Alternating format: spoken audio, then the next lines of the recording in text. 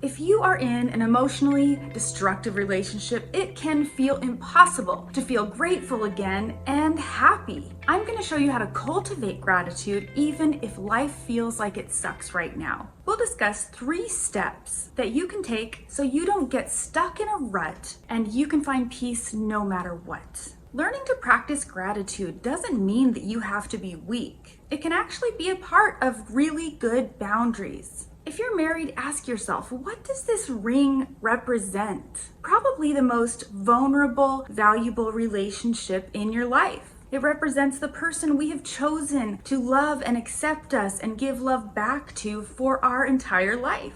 But we must learn to save ourselves before we can save a marriage or a friendship or any relationship for that matter. It can be confusing to figure out how to feel happy again. So let's do this together. For the best advice on how to overcome divorce, emotional abuse, and betrayal, be sure to hit like and subscribe so you can be notified every week when I put out a new video. I'm Coach Ketra. I help women find empowerment and healing during some of life's most difficult times. I have survived emotional abuse, betrayal, and a divorce after a 17-year marriage, as well as the recovery process of an emotionally destructive spouse. I have been down this road and you don't have to walk it alone. Step 1 is all about our focus. We all know how hard it is to stick to a diet. So this should help us understand that willpower alone is not enough to make us happy. We can't decide, I'm just gonna force myself to be happy no matter what. It doesn't work, and if it does, it's probably short-lived. What really needs to change is our focus. What we're focusing on every day is probably something you're completely unaware of. We focus on things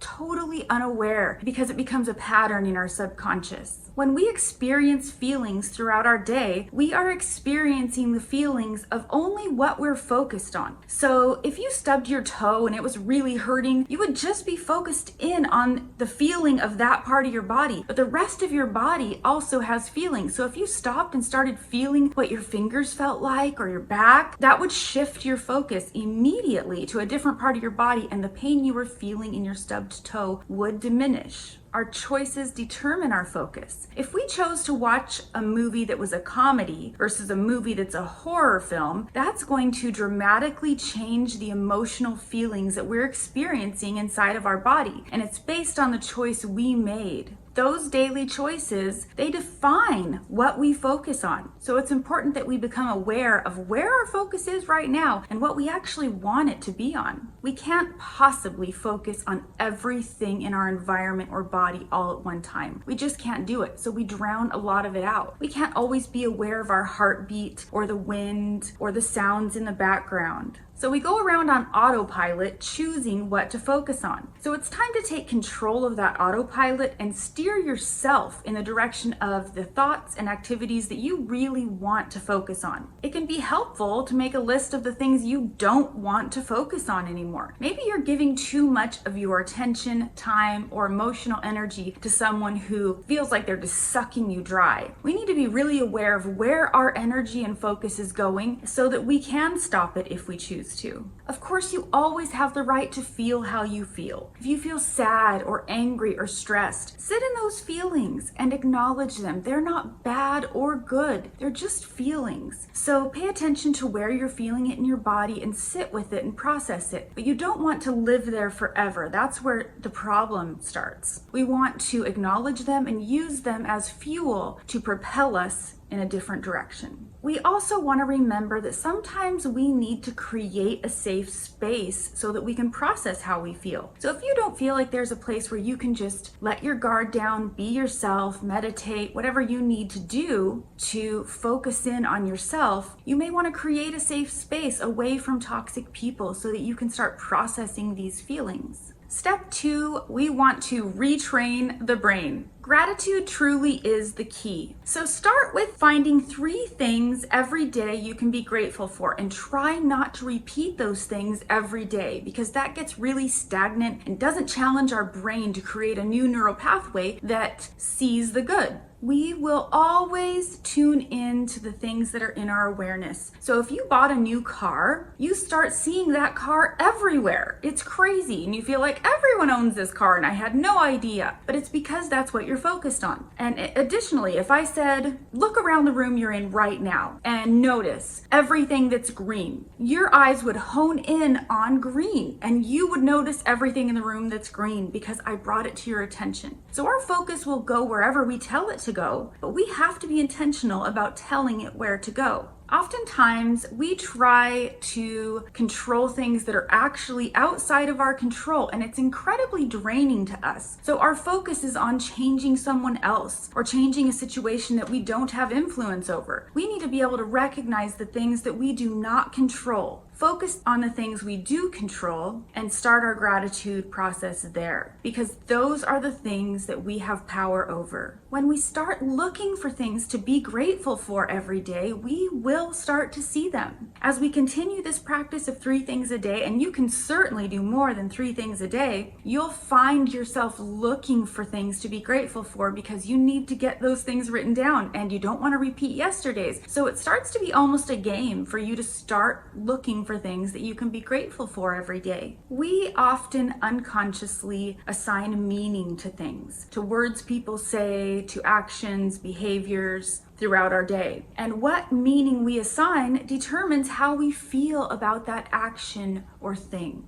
We really need to ask ourselves the right questions. Instead of saying, why do bad things always happen to me? We could ask ourselves, how did I ever get to be so lucky? Because your brain will find evidence for whatever you ask of it. Whatever question you pose to yourself, your brain digs through all of its files and finds evidence to back it up. It wants to support whatever you're thinking. So what you're thinking is really important. Many of us actually repeat the pattern of what we think of ourselves obsessively in our brain without even knowing it. If we make a mistake and tell ourselves, oh, you're so stupid, you're reaffirming that you believe you're stupid. Instead of doing that, we've got to change the pattern, and we have to say, you made a mistake, it's okay, you'll learn from it. And be gracious with ourselves. When you can't seem to get back on track with your thoughts and your feelings, it's important to ground yourself. Stop what you're doing. Feel the sensations in your body. Look around you. Name things. Name the colors of things. Pay attention to the temperature outside, if the wind is blowing or not. Your breath. Pay attention to your breath. How you're feeling in your body in places you don't usually pay attention to, like your toes, your feet, your fingers. All of these things will bring your awareness back to yourself and calm the system, so that you can actually control what you're focusing on and how you're feeling,